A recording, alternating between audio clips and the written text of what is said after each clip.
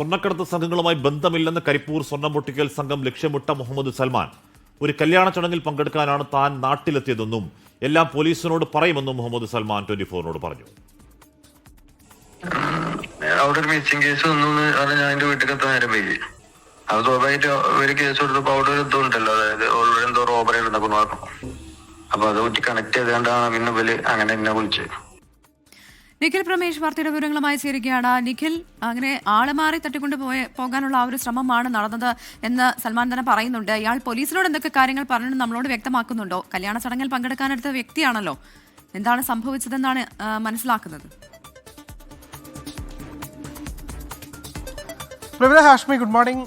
സ്വർണം പൊട്ടിക്കൽ സംഘം ഒരിടവേളയ്ക്ക് ശേഷം കരിപ്പൂരിൽ സജീവമാകുന്നു എന്നുള്ളത് ഞെട്ടലോടുകൂടിയാണ് എല്ലാവരും കേട്ടത്. 13 പേരടങ്ങുന്ന ഒരു സംഘം, അതായത് കണ്ണൂർ മുഴക്കുന്നിലെ CPM-ന്റെ പ്രധാനപ്പെട്ട പ്രവർത്തകരടക്കം 13 പേരടങ്ങുന്ന സംഘമാണ് നിലവിൽ പിടിയിലായിട്ടുള്ളത്. അവർ ലക്ഷ്യമിട്ട് വന്നതാകട്ടെ ഈ മുഹമ്മദ് സൽമാൻ സാലിഹിനെയാണ്. ഇയാൾ വിദേശത്ത് നിന്ന് വരുന്നു, ഇയാളുടെ കയ്യിൽ സ്വർണമുണ്ട്. ഇത് പൊട്ടിക്കാൻ വന്ന സംഘങ്ങളായിരുന്നു ഈ 13 പേർ. ഇതിലിനി ഒരു കാറിൽ ഏതാണ്ട് 4 പേർ കൂടി രക്ഷപ്പെട്ടിട്ടുണ്ട്. അവർക്ക് വേണ്ടിയിട്ടുള്ള അന്വേഷണം ഇതിനോടൊപ്പം തന്നെ ഊർജിതമാക്കിയിട്ടുമുണ്ട്. അപ്പോൾ ഇതിൽ സാലിഹു പറയുന്ന പ്രധാനപ്പെട്ട ചില കാര്യങ്ങളുണ്ട്. തന്റെ കൈവശം സ്വർണം ഉണ്ടായിരുന്നില്ല, തനിക്ക് ഈ സ്വർണ്ണക്കടത്ത് സംഘമായി യാതൊരു ബന്ധവുമില്ല, എങ്ങനെയാണ് ഇവർ തന്നിലേക്ക് എത്തിയത് എന്നുള്ള കാര്യത്തിൽ വ്യക്തതയില്ല എന്നാണ് അദ്ദേഹം പറയുന്നത്. ഒരു പക്ഷേ ആള് മാറിയായിരിക്കും തന്നിലേക്ക് എത്തിയത് എന്നുള്ളതാണ് അദ്ദേഹം വിശദീകരിക്കുന്ന കാര്യം. താനൊരു വിവാഹ ചടങ്ങിൽ പങ്കെടുക്കുന്നതിന് വേണ്ടിയാണ് കരിപ്പൂരിലെത്തിയത്. ഈ ബഹളങ്ങളൊക്കെ കണ്ട് താൻ അവിടെ നിന്ന് മാറി നിൽക്കുകയായിരുന്നു. പിന്നീട് തന്റെ വീട്ടുകാർ തന്നെ കാണാനില്ലെന്ന് കാണിച്ച് കൊണ്ടോട്ടി പോലീസിൽ പരാതി നൽകുകയായിരുന്നു. ഇതിന് പിന്നാലെയാണ് സാലിഹ് നേരിട്ട് പോലീസ് സ്റ്റേഷനിൽ ഹാജരാകുകയും സംഭവിച്ച കാര്യങ്ങളെല്ലാം തുറന്നു പറയുകയും ചെയ്തത്.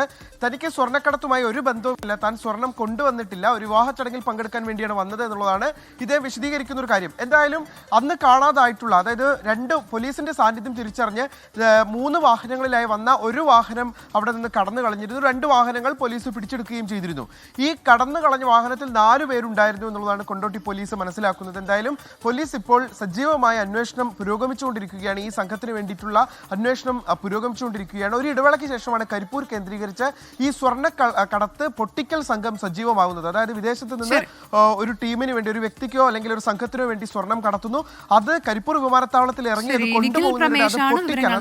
സ്വർണ്ണക്കടത്ത് സംഘങ്ങളുമായി ഒരു ബന്ധവുമില്ല എന്നാണ് ഇപ്പോൾ മുഹമ്മദ് സൽമാൻ പറയുന്നത്. എല്ലാ കാര്യങ്ങളും പോലീസിനോട് പറഞ്ഞിട്ടുണ്ടെന്ന് മുഹമ്മദ് സൽമാൻ പറയുകയാണ്.